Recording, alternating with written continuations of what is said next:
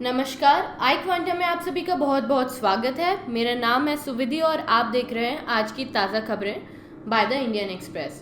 तारीख है आज 12 अप्रैल और दिन है मंगलवार का। आज के एडिटोरियल्स हम चालू करते हैं, उसके पहले एंजेला कार्टर जी का एक बहुत अच्छा सा कोट है, मैं आपको बताना चाहूँगी। Language is power, life and the instrument of culture, the instrument of domination and liberation. ये बताती हैं कि किसी की भी इंडिविजुअल लैंग्वेज जो है, उनकी अपनी पर्सनल लैंग्वेज, जैसे कि हमारे भारत में ही देखेंगे तो 1600 से ऊपर लैंग्वेज है। तो हर व्यक्ति की, हर कम्युनिटी की एक अलग लैंग्वेज, एक अलग डायलेक्ट हो सकता है या मॉडिफिकेशन ऑफ दैट ओरिजिनल हो सकता है।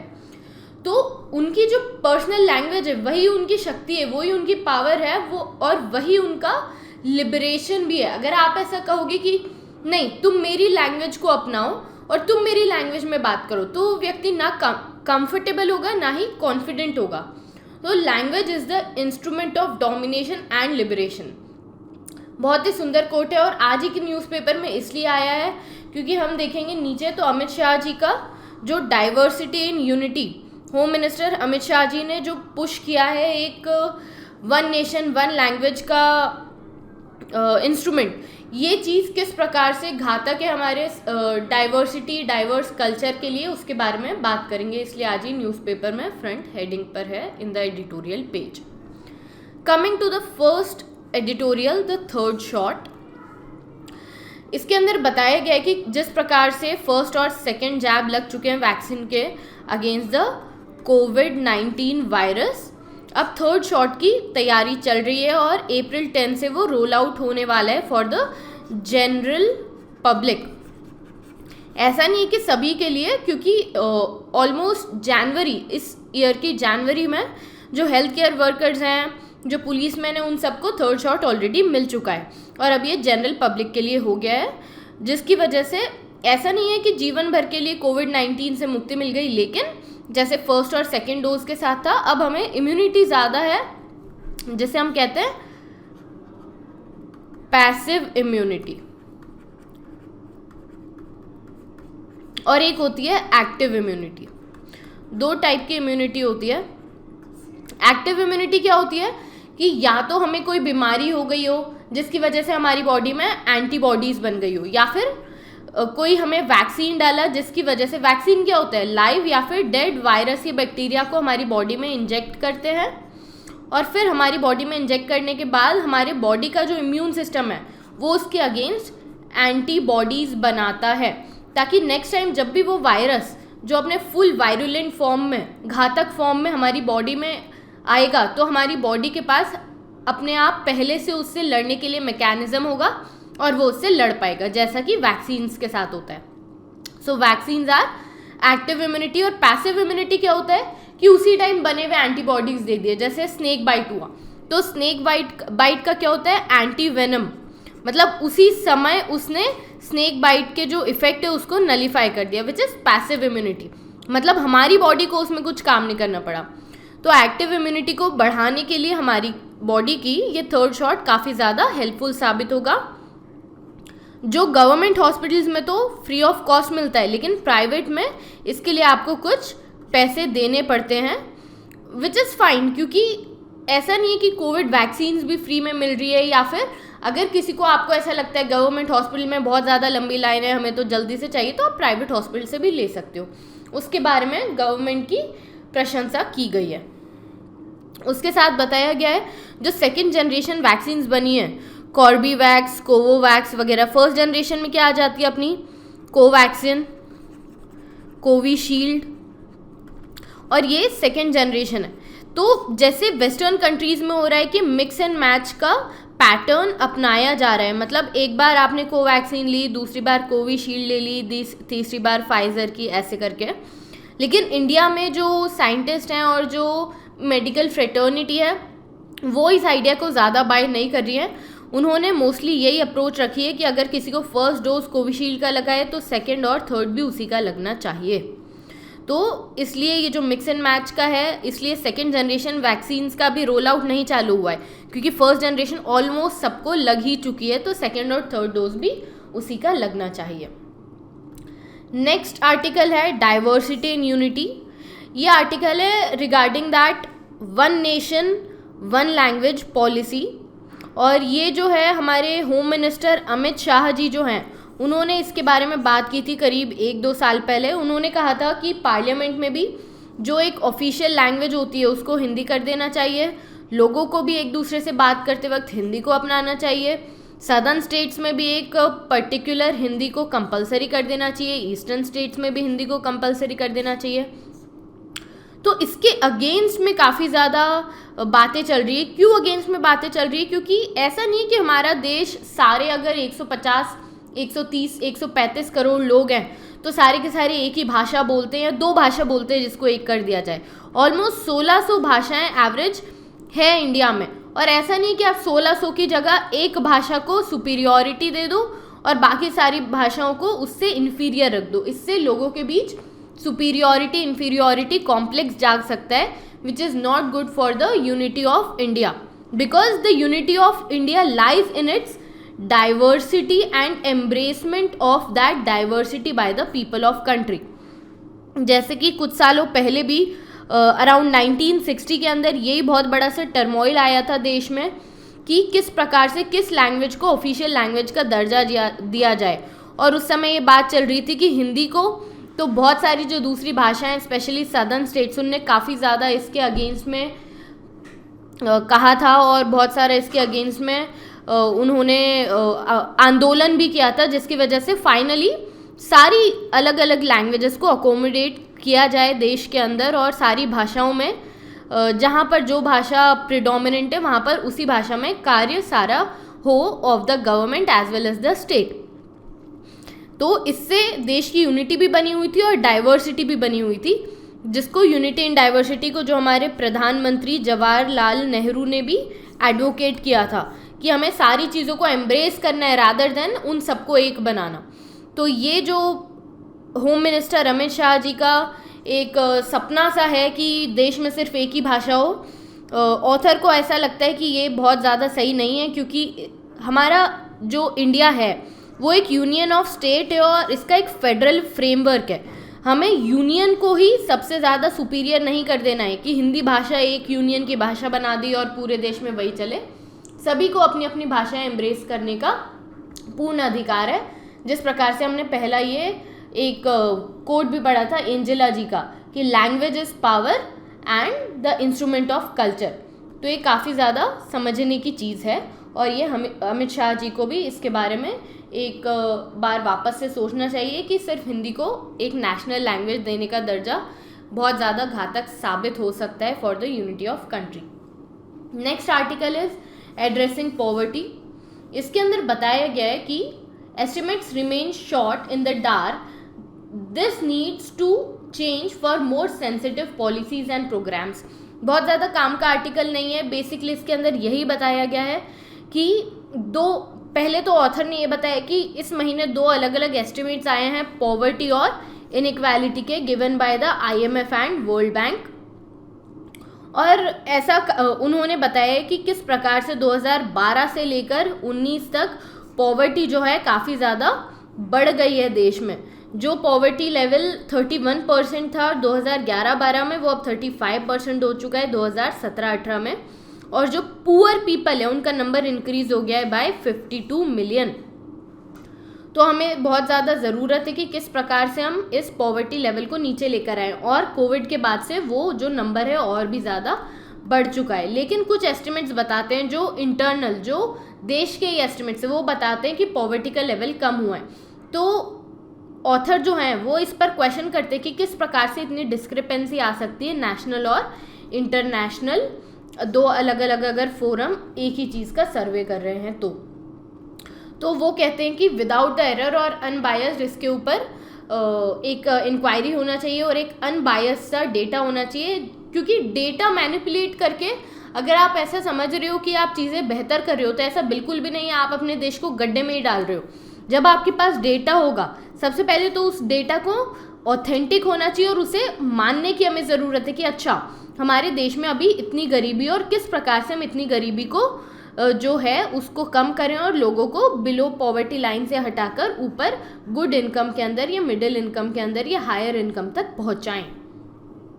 इसके बाद वो बताते हैं कि पिछली यूपीए गवर्नमेंट की जो कुछ स्कीम्स थी, जैसे पब्लिक डिस्ट्रीब्यूशन स्कीम वगैरह और सब्सिडाइज्ड फूड जो मिल रहा था इसके अंदर, दूसरी चीज़ जो है मनरेगा की स्कीम थी, उन सब ने किस प्रकार से बहुत ज़्यादा पुअर लोगों को गरीबी रेखा से, जो नीचे थे उनको गरीबी रेखा के ऊपर लेकर आए हैं और गुड इनकम के अंदर लेकर आए हैं। नेक्स्ट आर्टिकल है क्लाइमेट इन द सिटी। इसके अंदर ऑथर माधव पाल जया और रिजीत जी ये बताते हैं कि किस प्रकार से जो अब अर्बनाइजेशन होने वाला है, जो अर्बन इंफ्रास्ट्रक्चर बनने वाला है, उस इंफ्रास्ट्रक्चर को हम क्लाइमेट के अनुकूल, क्लाइमेट चेंज के अनुकूल कैसे बना सकते हैं। द चेंजिंग क्लाइमेट, जिसकी वजह से वो क्लाइमेट का जो डिग्रेडेशन हो रहा है, जो ग्लोबल टेम्परेचर का राइज हो रहा है, उसको हम मिटिगेट कर सकते हैं with the help of infrastructure. तो वो बताते हैं कि जिस प्रकार निर्मला सीतारमण जी जो हमारी फाइनेंस मिनिस्टर है, उन्होंने कहा था कि जब भारत के 100 साल पूरे हो जाएंगे, मतलब 2047 के अंदर अराउंड 75% जो पॉपुलेशन होगी वो अर्बन सिटीज़ के अंदर रहने लगेगी रैदर देन जो गांव में रह रही है अभी। तो इसका मतलब है कि इतना सारा अर्बन इंफ्रास्ट्रक्चर भी बनने की ज़रूरत है। एक्चुअली 50% पॉपुलेशन अर्बन सिटीज़ में रहने लगेगी और जिसका 75% इंफ्रास्ट्रक्चर अभी बनने की ज़रूरत है। तो हम अगर इसी समय पर स्टेप्स ले, कॉन्क्रीट स्टेप्स ले, तो हम अगर इंफ्रास्ट्रक्चर को हमारा क्लाइमेट चेंज के अनुकूल बनाएं तो हम क्लाइमेट चेंजेस को मिटिगेट कर सकते हैं। ये हम कैसे कर सकते हैं, मैं आपको कुछ एग्जांपल्स देना चाहूँगी पर्सनली इसमें।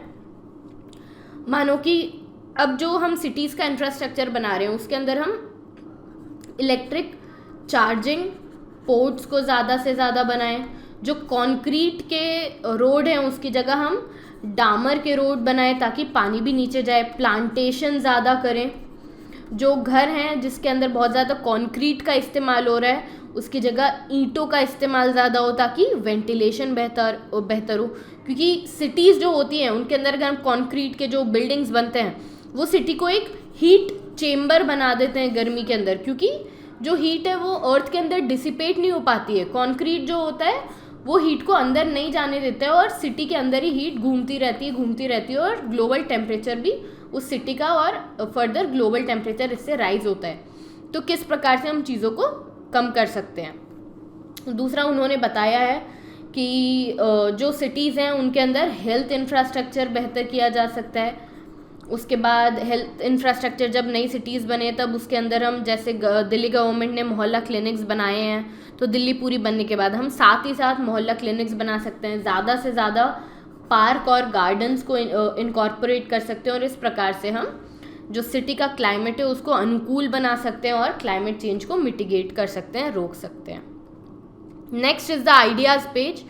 आइडियाज़ पेज में पहला है the larger battle for Pakistan.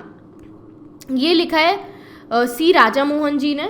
वो बताते हैं कि किस प्रकार से, जैसे अभी काफ़ी दिनों से ये बहुत हॉट टॉपिक बना हुआ है, क्योंकि प्राइम मिनिस्टर जो एक्स प्राइम मिनिस्टर थे पाकिस्तान के इमरान खान जी, वो अब आउट हो चुके हैं असेंबली से। लेकिन ऐसा नहीं है कि अब वो असेंबली से जा चुके हैं तो उनका पॉलिटिकल करियर ख़त्म हो गया है, क्योंकि हमें ये बहुत ज़्यादा ध्यान देने की ज़रूरत है कि पहली चीज़ कि उनका जो ब्रॉड फैन बेस है, जिसकी वजह से वो आए थे एक ओवरवेलमिंग मेजॉरिटी के साथ, और उससे अभी भी उनका फ़ैन बेस कितना ब्रॉड है हम इस बात से जान सकते हैं जिस प्रकार से प्रोटेस्ट हो रहे हैं उनके निकाले जाने पर। दूसरी चीज़ है उन्हें सपोर्ट सिविलियन है, सिविलियन से भी सपोर्ट है। तीसरा उन्हें मिलिट्री सपोर्ट भी है, क्योंकि जब वो कमर जावेद बाजवा जी को हटाना चाह रहे थे उनके पास बैकिंग थी दूसरे एक्स मिलिट्री लीडर्स की, मिलिट्री ऑफिसर्स की, और जो वो काम कर रहे थे, जिस प्रकार से उन्होंने आईएसआई चीफ को चेंज कर दिया और लेफ्टिनेंट जनरल फैज़ अहमद जी जो थे, फैज़ हमीद जी, उन्हें आईएसआई का चीफ बनाया against the will of its military organization. तो ये इस बात को दर्शाता है कि जिस प्रकार से पुराने पाकिस्तान में सिर्फ और सिर्फ मिलिट्री रूल चलता था, डिक्टेटरशिप चलती थी, कम से कम जो इमरान खान जी है उन्होंने उसको एक चैलेंज पोज किया है, जिसके लिए मिलिट्री भी अभी तैयार नहीं थी। उन्हें भी उम्मीद नहीं थी कि कोई व्यक्ति, कोई सिविलियन, एक पॉलिटिशियन उनको चैलेंज पोज कर सकते हैं। उन्हें अभी भी यही लग रहा था कि पूरा पाकिस्तान उनके कंट्रोल में है। ऑल्दो इमरान खान जी एक नया पाकिस्तान तो नहीं बना पाए जिसका उन्होंने वादा किया था, और उनका देश काफ़ी ज़्यादा टर्मोइल में जा चुका है क्योंकि बहुत ज़्यादा इकोनॉमिक क्राइसिस हो चुका है, सोशल कॉन्ट्रा इंडिकेशंस हो चुके हैं, बहुत ज़्यादा जो धर्म के नाम पर बंटवारा है वो भी काफ़ी बढ़ाया गया है क्योंकि उन्होंने सॉफ्ट इस्लामिज़म की पॉलिसी भी खेली है। इस्लामिज़म जो ऑलमोस्ट हर पॉलिटिशियन करता है, which is not actually right, but again it's a political tool. उसके बाद जिस प्रकार से उन्होंने यूएस के साथ अपने रिलेशंस को ख़राब किए हैं, क्योंकि अब जो नई गवर्नमेंट आई है, जो शाहबाज जी की गवर्नमेंट होगी, वो चाहेंगे कि यूएस के साथ रिलेशंस बेहतर हो। वो ऐसा क्यों चाहेंगे? क्योंकि मिलिट्री ऐसा चाहती है, मिलिट्री रावलपिंडी ऐसा चाहती है कि यूएस के साथ रिलेशंस बेहतर हो। अब ये देखना होगा कि किस प्रकार से, अब पाकिस्तान के लिए बहुत बड़ी चीज़ हो जाएगी कि उसे यूएस के साथ भी रिलेशंस मेंटेन करने हैं, which is one group, and China Russia के साथ भी रिलेशंस मेंटेन करने हैं, विच इज़ अनदर ग्रुप। तो पहले चाइना को कोई दिक्कत नहीं होती थी इससे, ना ही यूएस को दिक्कत होती थी, लेकिन अब जब चाइना और यूएस एक दूसरे को एकदम ऑपोजिट हो चुके हैं, अब ये देखना है कि किस प्रकार से पाकिस्तान इन दोनों को बैलेंस कर कर रखता है। दूसरी चीज़, सऊदी अरेबिया के साथ जो रिलेशंस ख़राब हो गए हैं उन्हें भी बनाने की ज़रूरत है, और इन सब की जो हार्डशिप है सिर्फ और सिर्फ आने वाली है पाकिस्तान की आम जनता के ऊपर। क्यों? क्योंकि अब मिलिट्री जाएगी वापस आईएमएफ के पास लोन लेने, क्योंकि इतना डीप इकोनॉमिक क्राइसिस है। फिर आईएमएफ काफ़ी सारे उन्हें टर्म्स एंड कंडीशंस देगा, और अगेन टैक्स वगैरह काफ़ी ज़्यादा बढ़ जाएंगे पाकिस्तान के अंदर, जिसका बर्डन होगा आम जनता के ऊपर। इसके अलावा और दूसरी चीज़ें ये हैं कि हमें ये देखना होगा कि इंडिया को ये चीज़ कैसे अफेक्ट करने वाली है।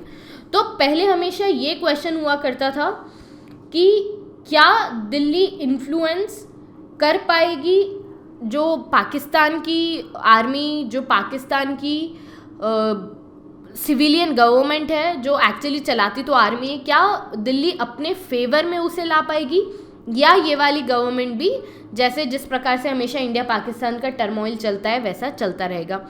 इस बार ज़्यादा ये प्रिडिक्शंस है कि ये जो गवर्नमेंट होगी ये फेवर में होगी इंडिया के, और अच्छे टाइज बनाना चाहेगी।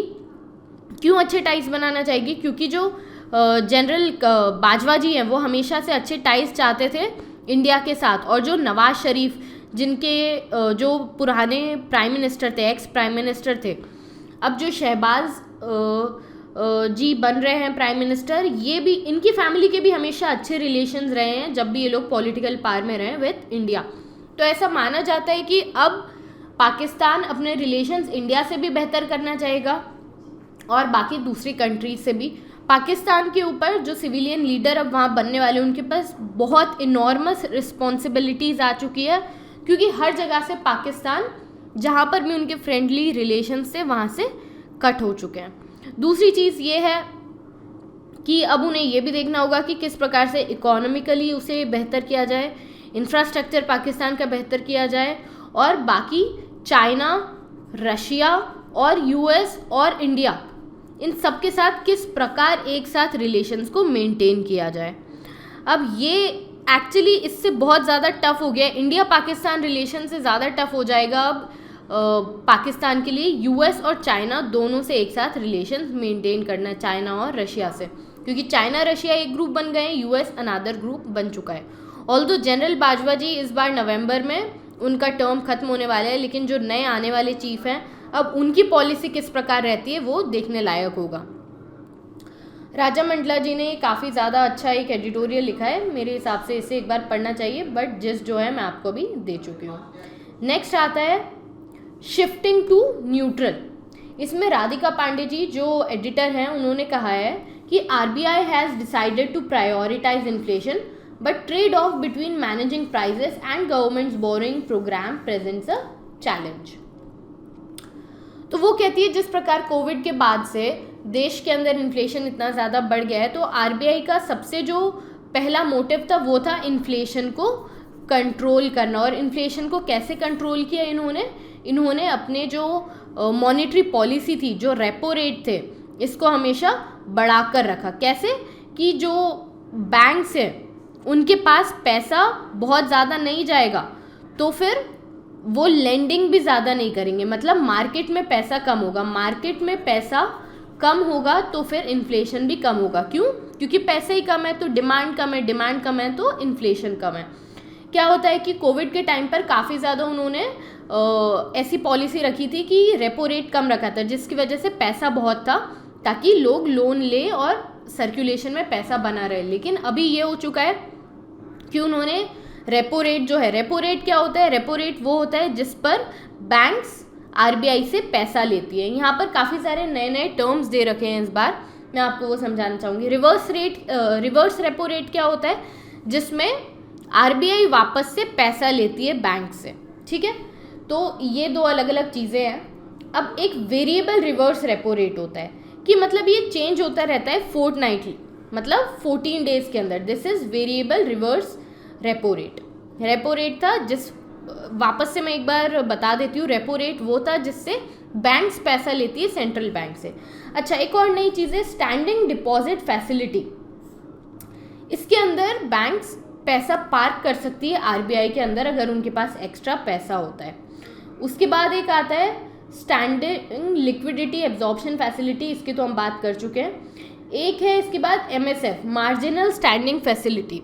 इसके अंदर क्या होता है कि जो लिक्विडिटी होती है ओवरनाइट के लिए आप ले सकते हो, मतलब बिना बैंक को, बिना आरबीआई को आप कुछ सिक्योरिटी दिए एकदम से अगर आपको पैसा चाहिए तो आप उससे ले सकते हो ओवरनाइट, एक ही दिन के अंदर। इसको बोलते हैं मार्जिनल स्टैंडिंग फैसिलिटी। तो ये कुछ नए टर्म्स है जो आज आए हैं। इन सारे टर्म्स को आपको एक बार वापस से अच्छे से पढ़ना है ताकि आर्टिकल पूरी तरह से समझ आए। वैसे मैं समझा देती हूँ कि उन्होंने बस ये कहा है कि आरबीआई की जो मॉनेटरी पॉलिसी थी जिसके अंदर उन्होंने एक ऐसा स्टैंस रखा कि बहुत ज़्यादा लिक्विडिटी ना रहे मार्केट में जिससे इन्फ्लेशन ना बढ़ जाए। स्टिल इन्फ्लेशन थोड़ा पड़ा है, 4.5% का इन्फ्लेशन टारगेट किया था जो अब 5.7% तो हो चुका है इस फाइनेंशियल ईयर में, लेकिन स्टिल दूसरे अगर देशों से देखा जाए तो काफ़ी ज़्यादा कम है। फूड के प्राइस बढ़े हैं। ये सारी चीज़ें क्यों हुई है? क्योंकि सबसे पहला तो ये, क्योंकि जो क्रूड ऑयल है उसका पैसा बढ़ गया, क्रूड ऑयल का रेट बढ़ गया है। तो हर चीज़ जिसमें क्रूड ऑयल का यूज़ होता है, एक्चुअली फूड का भी पैसा इसलिए बढ़ गया है क्योंकि ट्रांसपोर्टेशन तो बस और ट्रक इनसे ही होगा ना। तो क्योंकि क्रूड ऑयल को पैसा बढ़ गया, ट्रांसपोर्टेशन का पैसा बढ़ गया, जिसकी वजह से फूड और एग्रीकल्चर कमोडिटी का भी पैसा बढ़ गया। तो इस प्रकार से उन्होंने बोला है कि आरबीआई जो है वह लिक्विडिटी को नॉर्मलाइज करने लगी हैं कैलिब्रेटेड मैनर में ताकि बॉन्ड यील्ड को ठीक से कर रखे। अभी उन्होंने क्या किया था, अभी एक बीच में ये भी चीज़ आई थी जो नई उर्जित पटेल जी ने करी थी। इसे कहा जाता है स्टैंडिंग डिपॉजिट फैसिलिटी। इसके अंदर मतलब आपको ऐसा है कि बैंक जो हैं अपना एक्स्ट्रा पैसा पार्क कर सकते हैं, कहाँ पर? आरबीआई के अंदर। और आरबीआई को उसके लिए बॉन्ड्स भी नहीं देने पड़ेंगे जो बैंक है उसको। मतलब ऐसा है ना कि अगर बैंक पैसा दे रहा है आरबीआई को तो क्या गारंटी है कि उसके पास उन्होंने पैसा दिया है आरबीआई को। तो आरबीआई क्या होती है, जो उनके गवर्नमेंट बॉन्ड्स होते हैं वो बैंक को देती है। अब इधर क्या होगा, आरबीआई ने बहुत सारा पैसा अगर पूल करना है तो आरबीआई के तो सारे के सारे गवर्नमेंट बॉन्ड बैंक के पास चल जाएंगे ना। तो ये स्टैंडिंग डिपॉजिट फैसिलिटी जो है इसके अंदर आरबीआई बॉन्ड्स नहीं देती है बैंक को और उनका पैसा भी पार्क कर लेती है अपने पास। तो ये एक नया टूल है जिसकी वजह से आरबीआई को भी बहुत ज़्यादा लॉस नहीं हो रहा है और जो बैंक्स हैं उनके अंदर से लिक्विडिटी भी एब्जॉर्ब कर पा रही है आरबीआई, जिसकी वजह से इन्फ्लेशन मेंटेन रह रहा है। नेक्स्ट आर्टिकल है ट्रूथ अबाउट वेजिटेरियनिज्म। इसके अंदर कलाम जी जो है ऑथर, ये कहते हैं कि जिस प्रकार से अभी ये पॉलिटिक्स चल रही है कि हम वेजिटेरियन हैं, मीट कंज्यूम नहीं करना है, तो वो कहते हैं कि अगर आप देखो 14,000 साल पहले जब ह्यूमंस जो होमोसेपियंस हैं वो हंटर गैदरर्स थे, तो हर होमोसेपियन हंटर गैदरर था। ऐसा नहीं था कि पहले कुछ सिर्फ कंदमूल फल फूल इस पर रहते थे। वो तो उनका सब्सिडियरी जो साइड वाला फूड होता था, इट्स जस्ट फॉर फाइबर कि वो थोड़ा सा फल फूल भी खा रहे, बट बेसिकली तो उनका मीट कंजम्पशन, मीट ही उनका स्टेपल डाइट होता था।